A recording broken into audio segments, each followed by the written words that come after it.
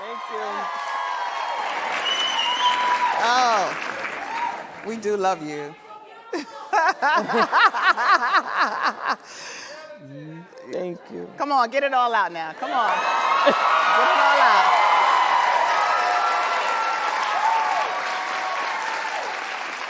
Because y'all not going to be screaming and yelling while I'm up here talking, so go on and get it out.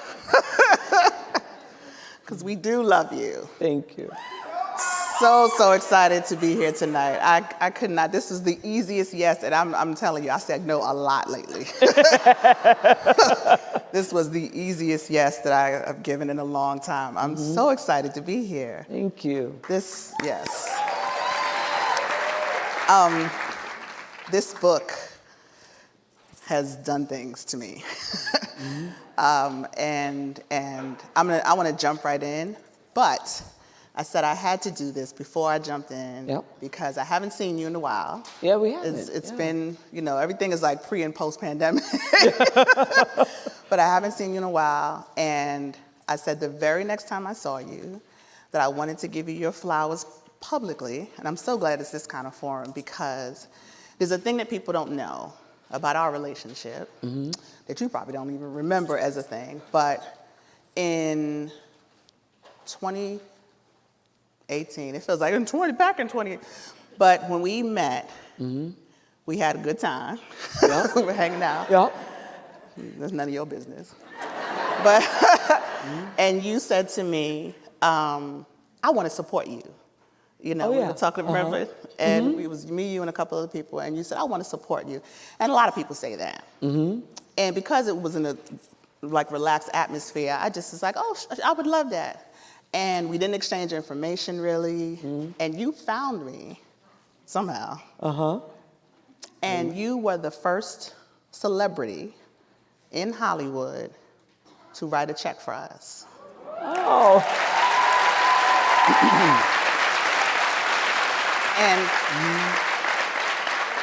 And I'm saying that, I want to say that publicly because that was a very big deal.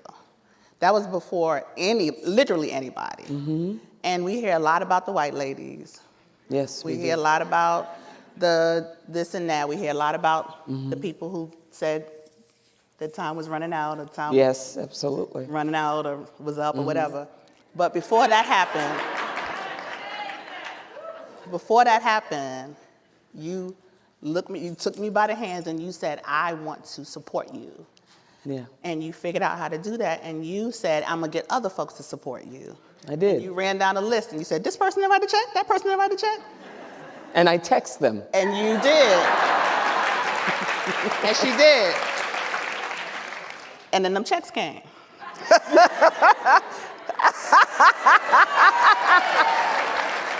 And I haven't had a chance to look you in your face to say thank you for that. Oh. 100% you're welcome. My pleasure. Yeah, because I don't think people realize that I have a public figure, but my work doesn't get that kind of support. Exactly. That other people's work get. I understand. So, thank you. You are welcome. All right, so now let's get into this. Yeah. Because you have been doing some other work. Yes. And I'm gonna go ahead and take these glasses out, so just take your pictures now. Don't put these pictures on Instagram, y'all. Okay. Those are cute glasses. Thank you. Yeah. I bought the cute ones because I know folks don't listen. They're cute.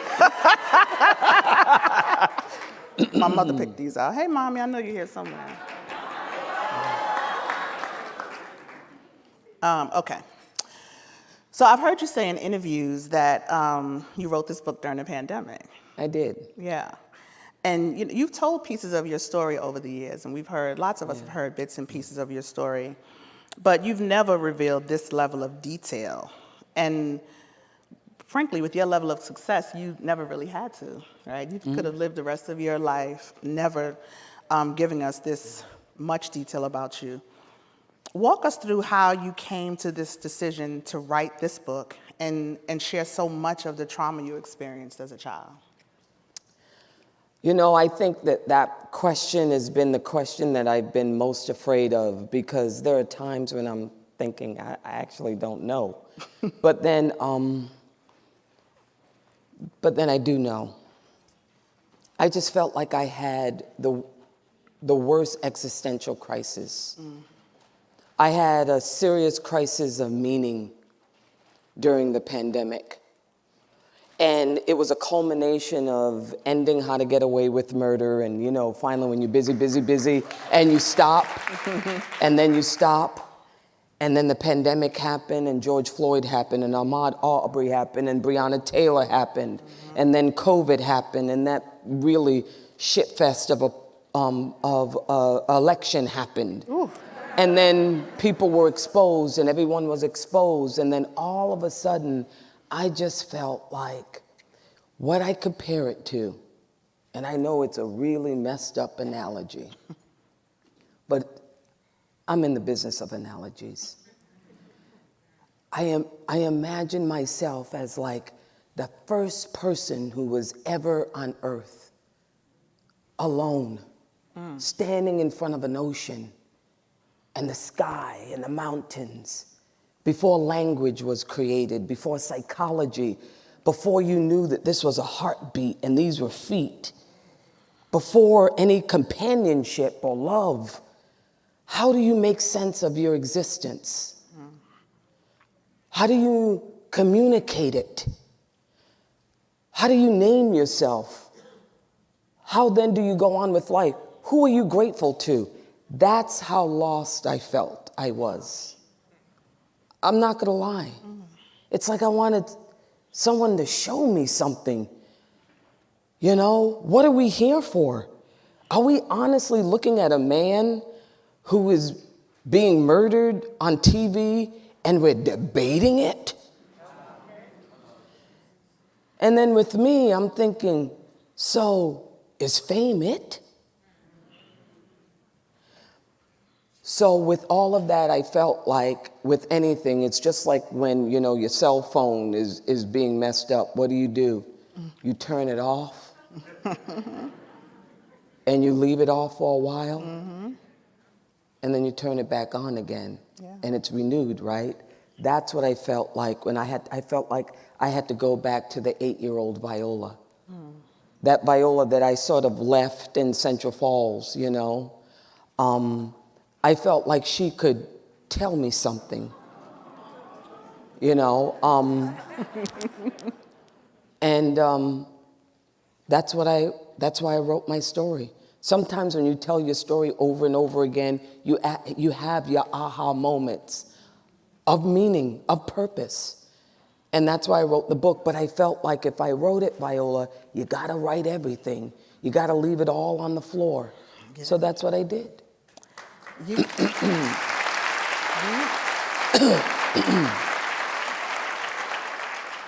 So you have this, you did leave it all on the floor, girl. You have this great line in the chapter, Taking Flight. You said, I had the persona of being real because I didn't know what or who else to be.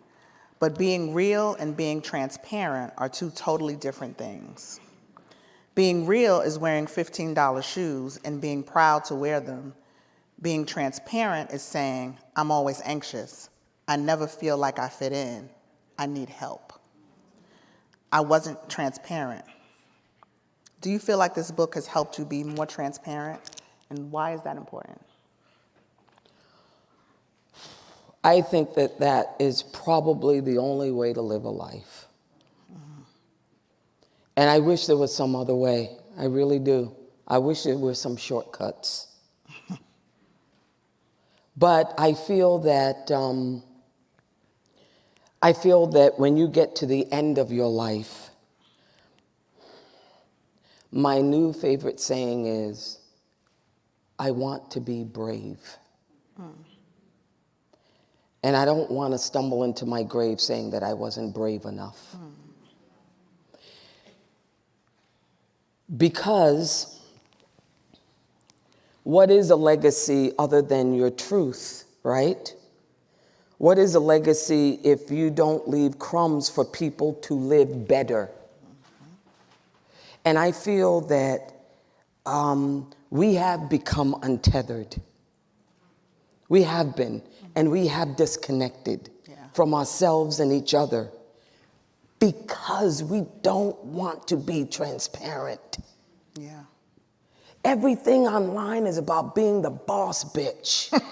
It used to be about, back in the day, if you got a job, and you bought your first house and you had your 2 kids, that was enough. Now it's about generational wealth.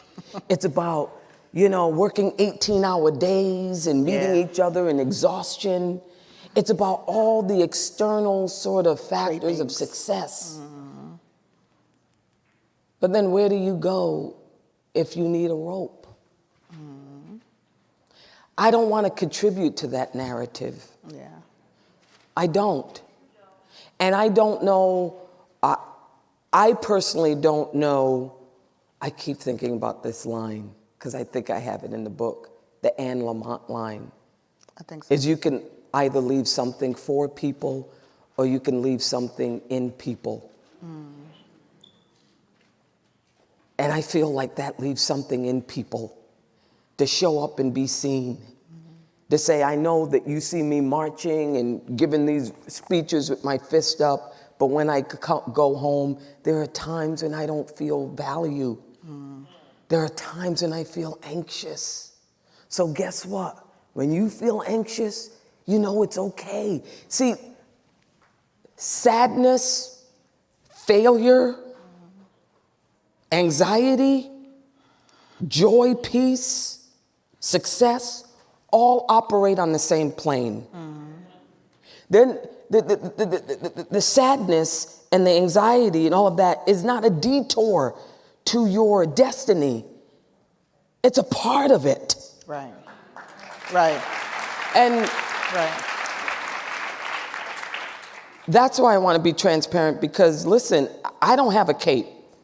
I don't have any capes in my house. And I don't want one. I really don't. Okay. No capes. Okay. Yeah, we anti-cape. Seriously, I'm not flying anywhere. I want to walk. In fact, if you want to carry me, I'll take that. Yeah. So I said my mother's here. Mommy, where you at? Right here. Hey, Mom. Hey.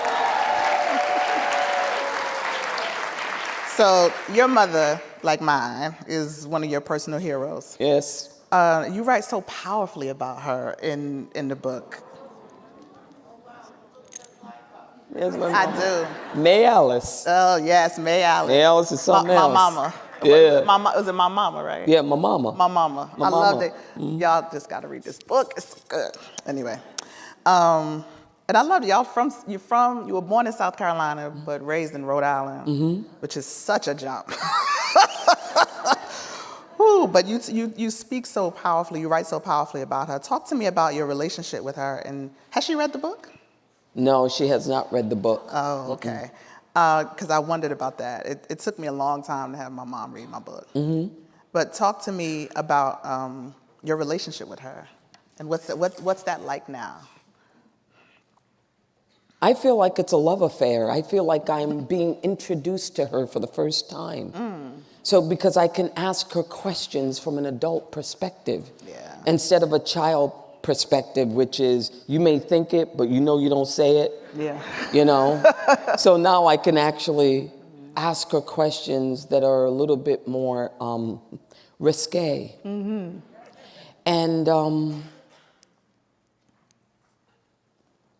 I can challenge her. Can I challenge you, Mommy? Now, usually let me tell you. Usually when I challenge her, I'm on the phone. On the phone, exactly.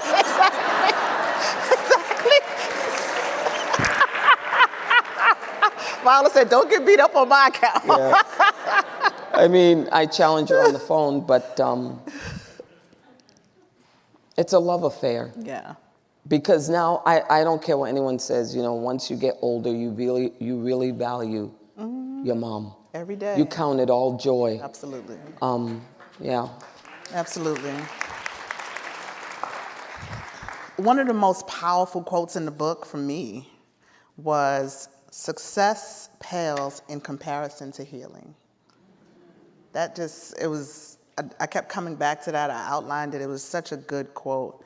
Talk to me about what healing has been like for you as a person who has experienced so much success in the face of trauma. You know, they're two different things. Oh, absolutely.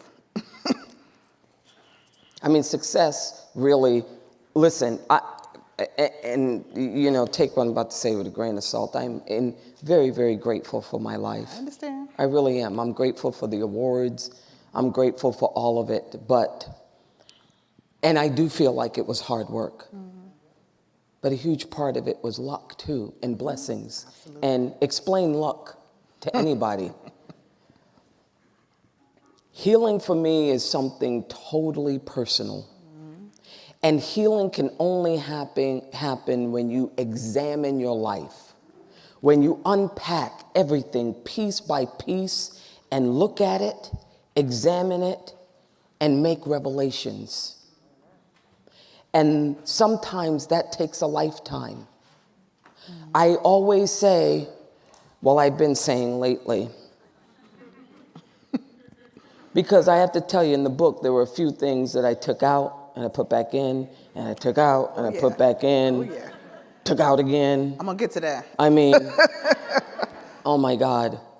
But I really, really believe that life is a relay race. Mm-hmm. And I used to say that life is a relay race with, you run your leg of the race and you pass a baton to the next generation and they run and they give it to the next generation, and that's what you do. That's a social media response. That's my social media response. The relay race is you. Mm. It's you when you're younger and getting through, for me, that trauma, surviving it. And little Viola survived it. She said a lot of cocksucker motherfuckers, but she survived it. Did. Baby. But then that 6-year-old Viola passed the baton to the 14-year-old Viola, who said, I want to be an actress. That's what I'm going to be. I see a vision of my life. I see a portal. I'm going to pursue it. And that 14-year-old passed it on to the 28 Viola, who graduated from Juilliard, who finally realized that, oh my God, I graduated from Juilliard, now I'm out being an actress, but I don't know anything. I'm gonna destroy every relationship in my path. I have no awareness of myself, so let me go into therapy. And she passed it to 34-year-old Viola, who got married and said, I have love in my life. I have to honor it, but I have to even inject it with some healthy behavior and some knowledge that I'm bringing my baggage, he's bringing his. I want this love to last. And that Viola passed it on to the 45-year-old Viola, who became a mom for the first time and had to then raise a child. And then that Viola passed it on to me. Now, at 56 years old, now 56 is different than 6, is different than 14, is different than 28. Mm-hmm. So at this point in my life, now what? And now what? Because I'm not at midlife anymore. I'm a little past midlife. No, seriously. I hear you. And so what is it? You know, I say that in my book too. May I live long enough to know why I was born. And that is, once again, it brings me back to acting. When you create a character, the first thing you have to figure out is what a character needs. And the character's needs are real simple. They want to be loved. I want to have control. For me, I actually want people to feel less alone. If actually I could do that, I'm good with that. I mean, I know that my husband and daughter know that I love them. I'm going to do that. Mm-hmm. But if I were to think for any being alone, especially during the pandemic, are you freaking kidding me? It was horrific. And I'm thinking to myself, I know all of y'all are feeling alone too. What can we do to connect with each other? What can we do to come together? And no one seemed sort of interested in that. So, yeah, I forgot the question. I went on and on. Oh, it's fine. Listen, it was in there. It was in there somewhere. I want to go back in your race really quickly, little that you just laid out, because you have to talk. Just tell this one story from the book. It's not a bit of a... Dad, should you tell it? You got to tell it. You have to tell it. The Juilliard audition is one of my favorite parts of the book. Oh my God. Because you have to think to yourself, because I'm going to think to myself, if you ever forget how much of a badass you are, you have to stop and think some days, because you didn't allow yourself to think it when it happened. Yeah. So do you ever go back and think to yourself, maybe you ain't a boss bitch, because I hate that too. Mm-hmm. But she was a badass. Because that Juilliard audition, and it's so quintessential Black woman. We do things, we do what we have to do out of necessity, and we just keep it moving. Exactly. Please tell the audience about your Juilliard audition. When I think about that story, I think it is pretty badass. I don't even know if I would do that now. You probably wouldn't, because you think about it, because you weren't thinking then. You were just doing it out of necessity. But please, just tell them real quick, 2 seconds. Go ahead. You want me to tell them? I'll tell them. No,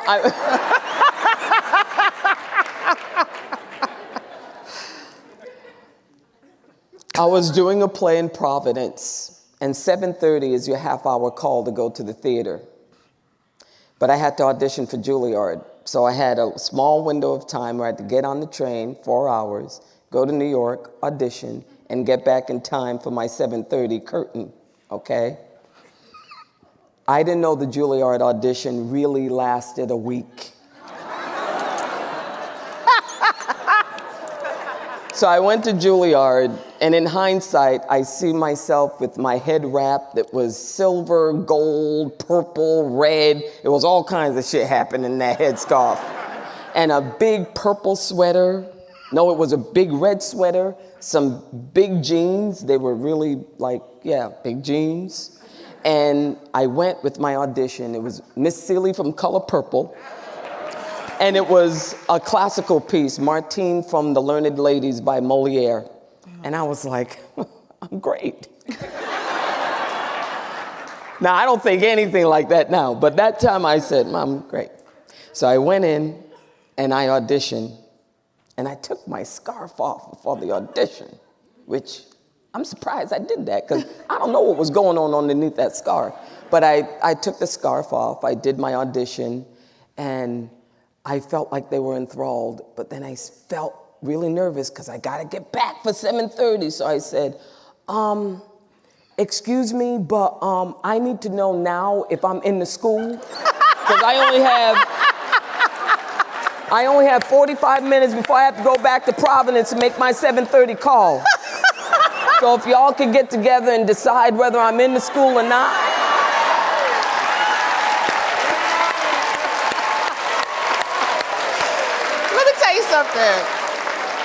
Let me tell you something. I know that wasn't supposed to be a comic relief, but I laughed so hard when I got to that. I was not laughing at the time. I know you weren't laughing, and I know you didn't mean it, but I was like, only a Black woman who got somewhere to go would tell Juilliard. Because the other part in the book she's describing that these students who have worked their entire lives to get into this school. And there was all these white students there, right, who were classically trained and all of these... Doing their vocal exercises. And I'm thinking about like fame and, and here comes Viola up in there with her headscarf on. She's like, hey, y'all, I know y'all got things to do, but listen. I don't have 3 days. I got a train to catch, so... But here's the part that I love. She was so good that they got them cheers together. They pulled them teachers, and they pulled together a little group, and they said, Ms. Davis, can you come in here? And they auditioned her in 45 minutes, what they would have done in 3 days, and said, you're in. Yeah. So, I love that story so much. So all right, so let's get back on track. I'm sorry, I just love that story so much. You had to tell them that. You got to get the book to read the rest. But your entire life, from childhood, people have been trying to negate your blackness, including in Juilliard, right? I mean, you got in, but then it was a whole nother journey. In one way or another, whether it was those ignorant children in your school, the curriculum at Juilliard, or in Hollywood. Mm-hmm. And you have emerged as a powerful voice for Black people, particularly Black women, both on and off the screen. How did your journey to finding you also underscore the importance of amplifying the breadth and depth of Blackness in as many ways as you can? I don't think that there's any way of separating me from my Blackness. Absolutely. So that's like the journey of me. Mm-hmm. And can I just say that I don't know if I have been in any space where I can be absolutely honest and real and know that it's being received in terms of talking about being a dark-skinned woman in America.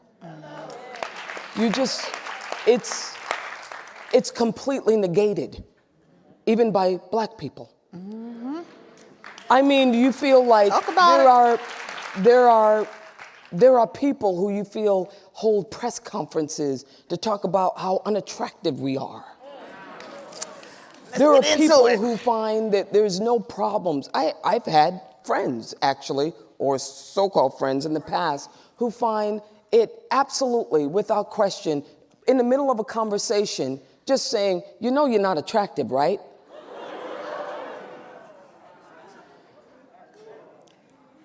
And I don't think that we understand how race has affected us so deeply and intricately. I think that, listen, we had Ahmaud Arbery, Breonna Taylor, we had George Floyd, and we have seen, I've gone to the lynching museum, Bryan Stevenson's lynching museum in Montgomery. I've been to Memphis. So we understand that pain. We understand the pain of families and communities having to watch, you know, Black people being lynched and hung and drive-by shootings. But that's not the extent of the pain. The pain is way more complicated than even that. Mm-hmm. And my big thing as a Black woman, and you know what, I'm gonna say it. I'm gonna make it plain. Make it plain. Because, and it is my ego. And I know the ego is false, but it's very human. But there's a part of me that bubbles over with rage when I cannot bring my womanhood in the room with me. Come on. Because I know that you're gonna reject it. That somebody over the course of history has said that you have no value because we don't find you beautiful. But is that your ego, though? Is that your ego? I think we have a right to that as Black women. I do feel like we have Absolutely. a right to that. I do, yes. I do feel like we do have a right to that. But there's a part of me that feels like I'm fighting for my space. Yeah. Okay? Yeah. I'm fighting for it. And after a certain point, I didn't know that maybe, just maybe, Viola, what was told about you was a lie. Absolutely. Absolutely. That's absolutely. Yeah. That's why it's not your ego, though. Yeah. Mm-hmm. That's why it's not your ego. That's the truth coming out. That's not your ego. It's what you deserve. What you deserve is going to come to the surface at some point. Well, absolutely. So it's not your ego, it's your birthright. Yes. And so when your birthright is going to come to the surface at some point, and your birthright is fighting to say, this is what I deserve. And so what you deserve comes to the surface, it's going to fight for air. That's your birthright fighting for breath. And you deserve to come into a room and be recognized for what you are, which is beautiful. Absolutely. So that's not ego. Absolutely, Tarana. That's not, yeah. I believe you. And when you're in those spaces with other Black people, and you're still fighting it. That's internalized. That what you believe is because what happens in a room when you're saying, okay, well, this is how I feel as a black woman. Yeah. And so then, you know, the inevitable comment is, oh, I feel the same way. You know, I mean, look at my long blonde hair. You know, I've always felt like I was, look at what Betty Friedan wrote in The Feminine Mystique.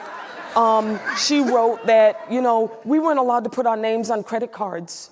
You know, we weren't, Yeah. you know, you know, and you just want to say, like, not listen, you. I'm standing here. Yeah. I'm serious. I love you. But it's not the same thing. same. And so then you either have to keep fighting and fighting until they hear you or see you, or what you do is you shut up, Yeah. or you do something to me that's worse. You assimilate. Yeah. And I didn't want to do that. So let me ask you this, because in your book, the part that made me sad, one of the parts that made me sad, but then also made me feel good was when you talked about getting the role of Annalise Keating. Yeah.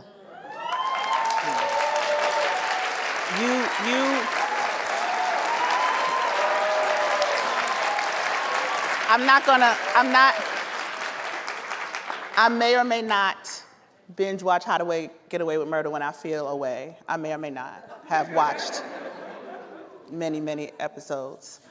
That's not relevant to this conversation. But when you talked about getting the role and how good you felt, and then how immediately people said things that were awful about whether or not you should have that role. Yeah. Because of the way the role was described as a person who was sexy and who was, I forgot the word, whatever these words that they would use that were supposedly not attributed to you because you were Viola Davis. And I know that feeling. I know that feeling really, really intimately. But you had an epiphany when going through the ups and downs of should you have that role. Talk about that a little bit. And I just want to say this because colorism and featureism is something that's a thread throughout your whole life. Absolutely. And throughout this whole book. And we don't talk about it enough because we get it coming from the outside and from the inside. And you handle it in really beautiful ways, particularly around this role. It's interesting. It's like I would love to talk about why we don't talk about it. I think that that's an interesting conversation. Girl, we can have a whole nother. Yeah. Well, here's the thing. I feel like social media has bogarted the whole definition of what it means to be an actor. And how they bogarted it is by, there is a filter, a reductiveness to movies and television sometimes. And the reductiveness is in giving you an image that you want to see. It's not honest. It's not truthful. It doesn't look like you. It's all under the headline of that word, escapism. And so every lead woman, she's got the hair, she knows how to walk, she is classically beautiful, she's all of those things. You don't know who the hell she is. Now, there's a part of me that feels like that part of entertainment has infiltrated even our culture. Even politics. Oh, absolutely. We want to be entertained. We don't know the difference between Thursday night lineup and a political debate or an election or even a life. We see the complexity of someone's life and say, just do A, B, and C and get it over with. Okay? But I want to say that. The reason why I want to say that is it has nothing. Let me repeat. Nothing to do with acting. Acting is about creating a human being. It's about studying life so that when the audience comes in and they're going through whatever they're going through, they can go, oh my God, me too. Now, what happened to me when I got How to Get Away with Murder? And I know for a fact, one of the executives, after I even got the role, said, wait a minute, wait. Can we see maybe some tape of Viola looking glamorous? And I'm glad my reps didn't listen to that. But when I got Annalise, the first few days of filming, I was falling into that. I really was trying. I was trying to walk a certain way. I was trying to look a certain way until I had my aha moment of this. Viola, once again, you're trying to show up to be seen. Let Annalise show up and be seen. Because sexy is different than sexual. Sexual is a part of who we are as people. Sexual doesn't always look like Playboy Playmate. Sexual humorous doesn't even look like a lot of comedies that you see on TV. Everybody's humor is different. Everyone's sexuality is different. And I knew, I was like, Viola, why don't you use your strengths as an actor and create some semblance of a person? So that dark-skinned woman who's looking, in the back row can see even some parts of herself, even in the midst of this melodrama. That's why I took off the wig. Yeah. I took the wig off because I said, if I take the wig off, if I take the eyelashes off and all the makeup off, then I would force the writers to write that. Exactly. I'm forcing you to write that because here's the thing. I'm gonna step out on a limb. Come on, you out here already. Yeah. They do it for our white counterparts.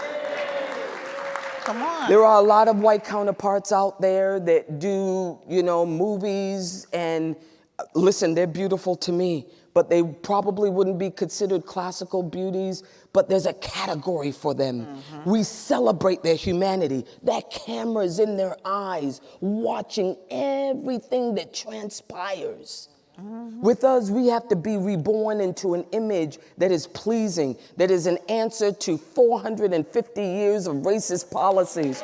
So it's gotta be this beautiful image that is removed from trauma, pain. Your face has got to be beat. The hair has got to be done, That's right. And I'm just thinking, okay, if you do that, then what you're doing is you're saying that you're not a human being. Absolutely.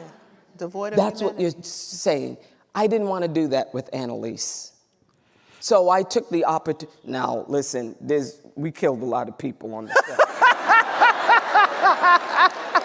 I lost count on how many people we killed. Y'all did kill a lot of people. Y'all killed a lot of people. We killed so-and-so? Yeah. When we kill him? Yeah. Oh, yeah, that's right. I killed him? Or you killed him? Y'all killed a lot of people. But within all of that, I wanted to inject some humanity. humanity. West, I'm sorry, Yeah. So we have to wrap up. Yeah. We don't live here.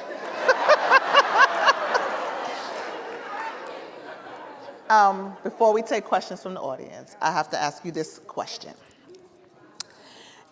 Early in the book, you talk about being on set with Will Smith and him asking you this question. He asked you, Viola, who are you? And you, it was a big epiphany for you in the book, and you said because you realized that you were, I gotta put my glasses back on, I'm trying to be fancy, I'm sorry. You said you realized that you will always be that little girl in the 3rd grade running from those boys after school who just wanted to taunt you and harm you because you were black, and to them, black men ugly. I know and understand that feeling very deeply. Something about that moment you shared with Will really resonated with me, but it also didn't sit well with my spirit. Later in the book, you talk with a therapist who encouraged you to see the strength in little Viola, who was a survivor. She wasn't just a runner, she wasn't just a fighter, she was a survivor. And you acknowledged that. So the question I wanted to ask you, especially after reading this magnificent book, Finding Me, is who else are you? Who else am I?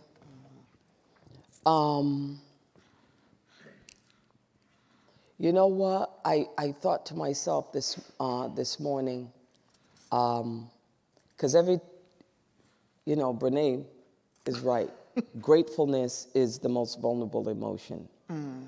Because as soon as you have a positive thought, a negative one comes, right? There are times, like this morning, that I think to myself, I'm extraordinarily brave.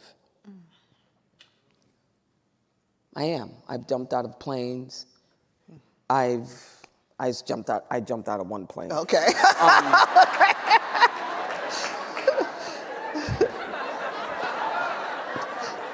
That's one more than me, so. Yeah.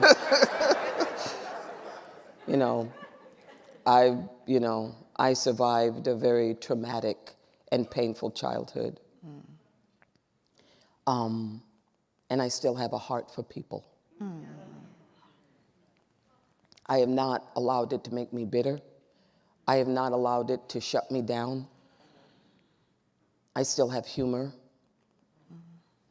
I'm always, always, always thinking about what I can leave behind on this earth that's bigger than me. Always, every day. So I can say that. I do believe that I lead a life of integrity.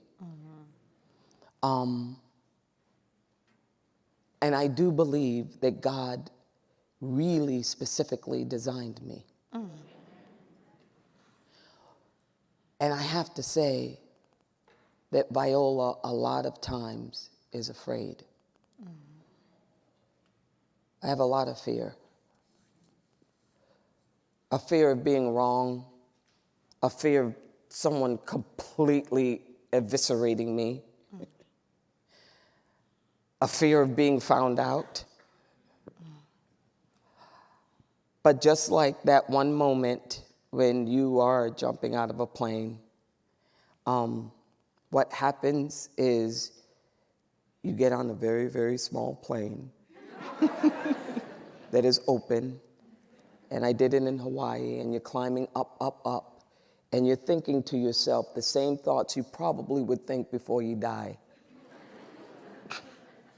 Except there's one thought that is not there, which is, why the fuck am I doing it? Right. But the more you ascend and you ascend and you ascend, the only thoughts that are there is either you jump or you don't. And then when the time comes, the person that you're doing it tandem with, you roll up the curtain, you lean back, and you just go for it. Through all the fear and all the pain, look at me, I'm gonna cry. It's okay. Come on, take your time. Take your time.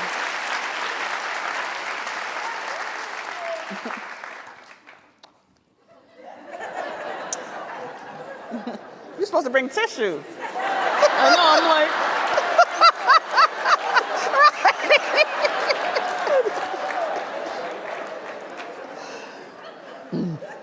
Sorry. You can use my sleeve.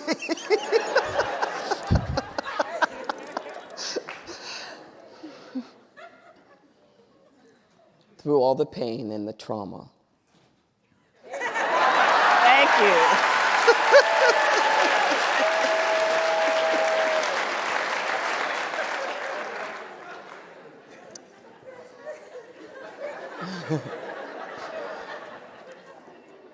Through it all, I'm not afraid to jump.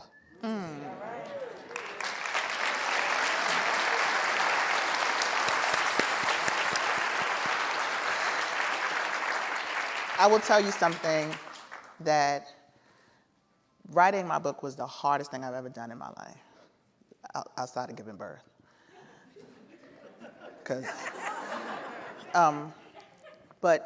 And I know this had to be difficult in a lot of ways, but you will absolutely allow so many other people to jump after they read this book.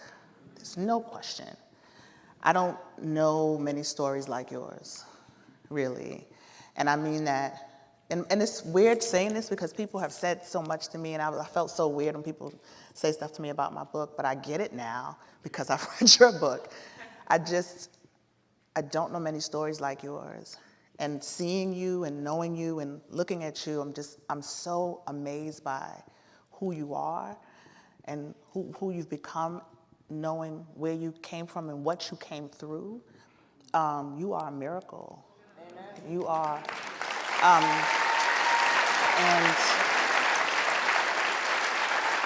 And the thing that I know that I learned is the more truth you tell yourself, the more freedom you gain. Yes, I believe that. And the more truth we tell ourselves and tell people, the more freedom we give them. And you have given us so much freedom in this book. So thank you. Thank you.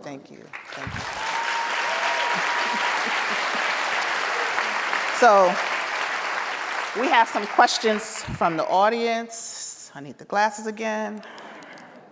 Sorry, they're progressives, but they're not. They make us feel better by not calling them bifocals, but let's see. Use as many of these as you, oh, that's not a question, okay. Flash round one, describe your, what? Flash round, one word to describe your following co-stars. Well, I'm sorry. Who was your inspiration for Annalise Keating and How to Get Away with Murder? Well, I guess somebody else wrote Annalise Keating, so. Well, my mom was a huge inspiration, but that's not my mom. Yeah. You know. We're not doing too good so far. Okay, I know, I'm sorry. Oh, did writing and recording Cicely Tyson's memoir inspire you partially to share your story? Look at me, I'm thinking, I did Cicely Tyson. Yes, it did. Oh. Absolutely. Yeah. Absolutely. Okay, are you hoping to return to the stage soon?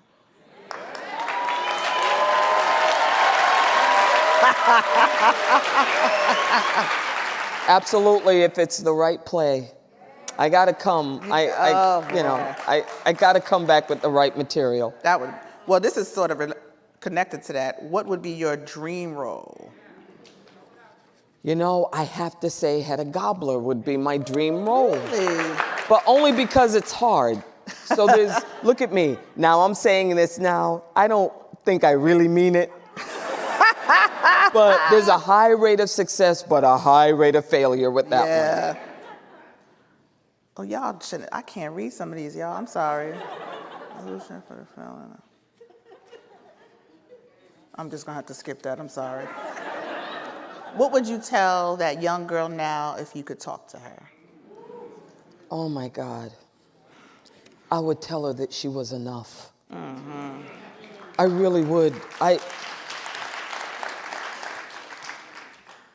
Listen, I mean, to go back to that. Yeah. I have had so many people ask me, and listen, there are no dumb questions at all with me. You can ask me anything, seriously. But, and, you know, when people ask me about the poverty, not being able to eat,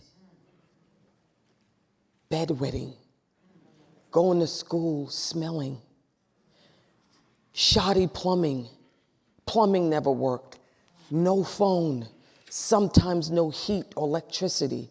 And then I'm asked, so why did that make you feel shameful? We're not gonna say stupid questions. You said there's no stupid questions. No, but what I'm saying is that to sift through all that shit and piss and brick and mortar to get to that little girl, to somehow grab a hold of her, I mean grab her, hug her, look her in the eye and say, you are enough. Even if you go to school tomorrow with those same pissy underwear and you still don't have anything to eat, and you're still that chocolate girl that couldn't even moisturize your hair, you are still enough. That's right. Okay? That's right. That's right. That would have meant everything to me. Yeah. I want to ask you this question that somebody answered because I want to combine it with a question I had for you anyway. Mm-hmm. This question says, talk about forgiveness. And I want to ask this because I didn't get a chance to ask you about your dad. And you, in the book, well, people may know some of this, but in the book, you talk about your dad in early part of your life. You dealt with a lot of abuse. And not you personally, but your dad, your mom did at the hands of your dad. And your family obviously suffered because of that. But later on in life, you forgave him. And you had a wonderful relationship with him to the end of his life. Mm-hmm. Talk about forgiveness in general and that process of forgiveness. I think forgiveness, just like faith, is the hardest thing to explain to people. I mean, because there was a time, and I wrote the story in my book of when my dad came home and he was stabbed in the back by someone. And my mom took care of him all night, and I stood there and I waited for him to die when I was 6 or 7 years old. I remember. And I waited with bated breath. I thought if he were gone, that would make my life. But he didn't. He survived. Mm-hmm. And there was a lot of abuse. I chose to forgive for me. Mm-hmm. I think that the weight of vengefulness, what you have to do to hold on to it, stops every bit of blessing that is going to come into your life. Because nobody wants to hear a 60-year-old woman in a therapist's office saying, my bad marriage, me messing up my kid is all because of my dad. At some point, your life becomes yours. And the only person you can then save is yourself.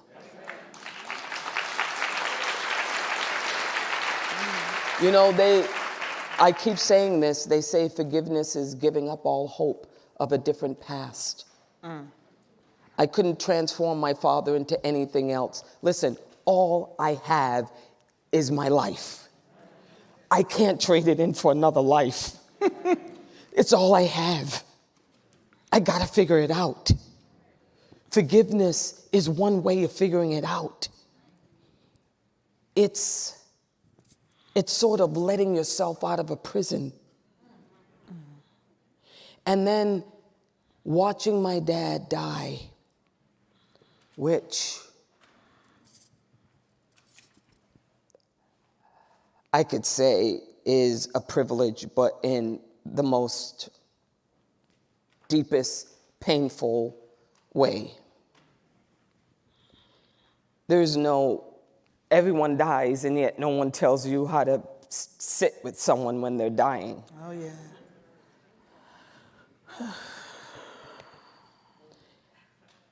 And watching my mom sitting there crying over him and saying, Vala, the nurse told me that I need to tell your daddy to go, but I can't do it.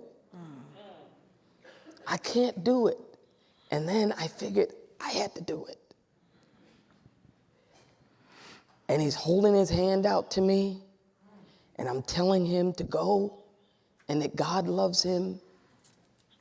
You're not thinking about the beatings. You're not thinking about the blood. You're not thinking that you're angry with him. The only thing you're thinking is, this part of your life is gone. It encapsulates it, right? So I forgive to release my life. Mm-hmm. And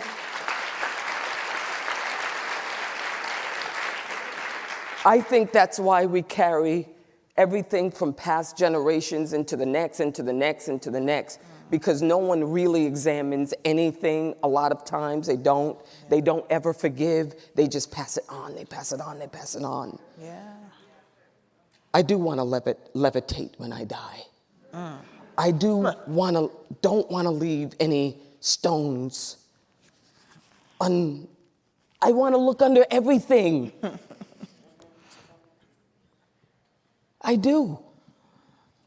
And you know what? My father did something awesome. He made amends. And you know what? Life is hard. It is hard, and sometimes it sucks. There is no such thing as a Brady Bunch. There is no such thing as Leave It to Beaver. Sometimes you just look at shit and piss and really, I'm sorry, fucked up shit that happens. And then that's what you're given in life. Amen. And you either look at it and you release it or you don't. I'm saying that I released it. Okay? And now my life is mine with Julius, with Genesis, with May Alice, with you, Tarana, with everyone in the room. I could say that at least in my heart of hearts, when I held my father's hand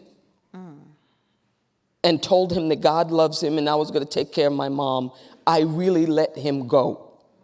Amen. And I let it go. And I think that that's more of a boss-ass move than Juilliard. Come on.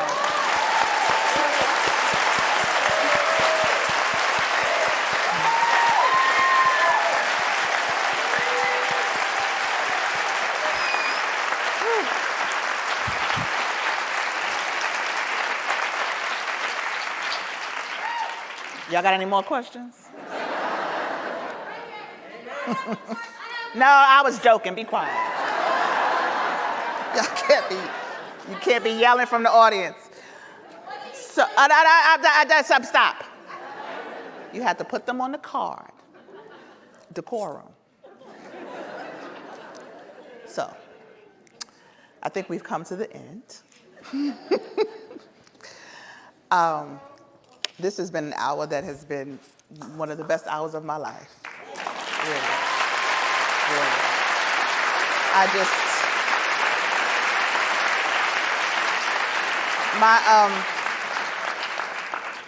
My next work, the work I'm working on, is about grace. Yeah. And you have taught me so much about grace. Just even tonight, talking to you, but reading this book, and you are not just graceful, but you are grace-filled. And I love you. Thank you. I love you too, sis.